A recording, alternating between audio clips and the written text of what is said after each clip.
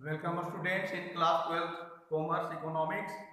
Today in Indian economics we are going to study about the demographic condition of India before independence and commercial structure या व्यवसायिक संरचना भारत की आज़ादी के पहले क्या थी और बेसिक इंफ्रास्ट्रक्चर का किस तरह से विकास हुआ, अर्थात आधारिक संरचना जैसे बिजली, सड़क, रेलवे और इसी तरह से आवागमन की सुविधा किस तरह से विकसित हुई, इसके बारे में हम लोग अध्ययन करेंगे। तो डेमोग्राफिक कंडीशन से हमारा क्या तात्पर्य है कि आज़ादी के पहले लोगों का जो जन्म दर थी या मृत्यु दर था, बर्थ रेट, डेथ रेट, जीवन प्रत्याशा अर्थात कितने साल एवरेजली लोग जिंदा रहते थे, ये सब के बारे में अध्ययन करते हैं। तो हम लोग जानते हैं कि भारत की जो आबादी है या जनसंख्या है प्राय प्रत्येक साल बढ़ती रही। इसका जनगणना सबसे पहले 1881 ईस्वी में 1881 में किया गया।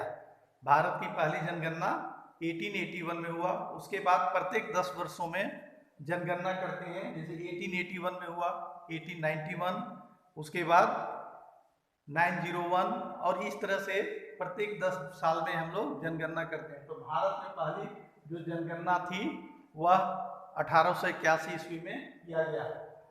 तो यह प्राय ऑब्जर्व किया जाता है कि जनगणना प्रत्येक 10 वर्षों में बढ़ जाती है, लेकिन पहली बार 1921 ईस्वी में यह पाया गया कि जनसंख्या बढ़ने की जगह में जनसंख्या में गिरावट आई, अर्थात बहुत अधिक मात्रा में लोग बीमार हुए, बीमारियां फैल गई, स्वास्थ्य सेवाएं नहीं थी, भोजन का अभाव था और ये सब के कारण से 1921 ईस्वी में जनगणना में गिरावट आई।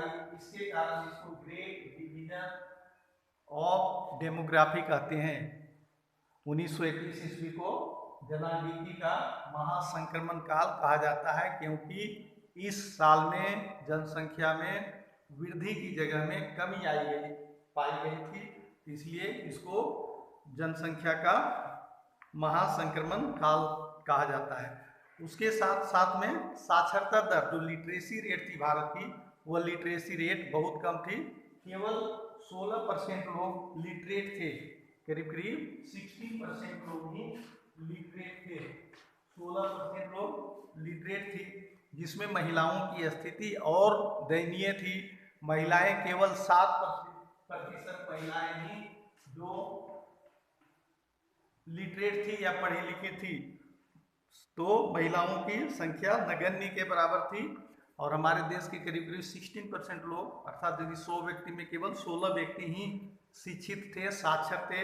महिलाओं की स्थिति और खराब थी, महिलाएं केवल 7% ही लिटरेट थी। उसके साथ साथ में जो मृत्यु दर थी बहुत हाई था और बर्थ रेट भी हाई था और डेथ रेट भी हाई था, कारण कि लोगों में शिक्षा का प्रसार नहीं हुआ था, मरने की दर अधिक होती थी, लोग बहुत अधिक बच्चे मर जाते थे। इसके कारण से लोग अधिक मात्रा में बच्चे पैदा करते थे, इसलिए बर्थ रेट भी हाई था और डेथ रेट हाई था। यह जानकर के बहुत आश्चर्य होगा कि उस समय यदि 1000 बच्चे जन्म लेते थे, उसमें से 218 बच्चों की मृत्यु हो जाती थी। तो 1000 में 218 बच्चे की मृत्यु हो जाती थी, जो घट करके वर्तमान समय में 1000 में केवल 40 बच्चों की मृत्यु होती है। तो यह वर्तमान समय का परिदृश्य है। उसी तरह से जो औसत आयु थी या जीवन प्रत्याशा था, वह उसमें केवल 44 वर्ष था, जो बढ़कर के वर्तमान समय में 68 वर्ष हो गया है।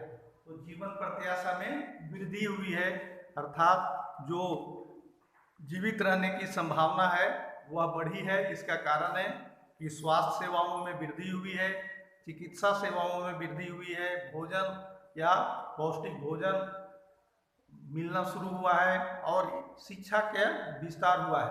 तो ये सब के कारण से ये जो जीवन प्रत्याशा है वृद्धि हुई है। तो इसके अंतर्गत डेमोग्राफिक कंडीशन के अंतर्गत इतना लिखेंगे कि जनसांख्यिकी 1881 ईस्वी में पहला जनगणना हुआ, 1921 ईस्वी में जनसंख्या बढ़ने की जगह में जनसंख्या में गिरावट हुई, और जो साक्षरता दर थी, लिटरेसी रेट था, वह केवल 16% लोग लिटरेट थे, जिसमें महिलाओं की स्थिति और नगण्य थी, अर्थात केवल 7% महिलाएं ही शिक्षित थी। और जो शिशु मृत्यु दर था, बच्चों के मरने की दर था, वह बहुत अधिक थी। 1000 में से 218 बच्चे की मृत्यु हो जाती थी, जो वर्तमान समय में घट करके 1000 में 40 बच्चों की मृत्यु होती है। उसी तरह से जीवन प्रत्याशा बढ़ी है। जीवन प्रत्याशा जहां आज़ादी के समय में 40 वर्ष था, जो बढ़कर के 68 वर्ष के हो गया है। तो ये जनांकी की परिस्थिति थी। अब दूसरा आता है कॉमर्शियल स्ट्रक्चर। कॉमर्शियल स्ट्रक्चर के अंदर में प्राथमिक क्षेत्र में या कृषि क्षेत्र में सबसे अधिक जनसंख्या निर्भर रहती थी। 70 से 75% जनसंख्या थी, वह केवल प्राथमिक क्षेत्रों में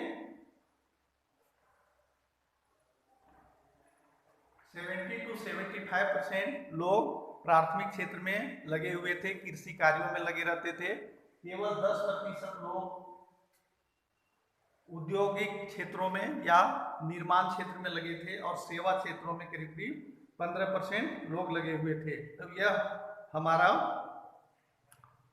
एक प्रकार से व्यवसायिक संरचना है।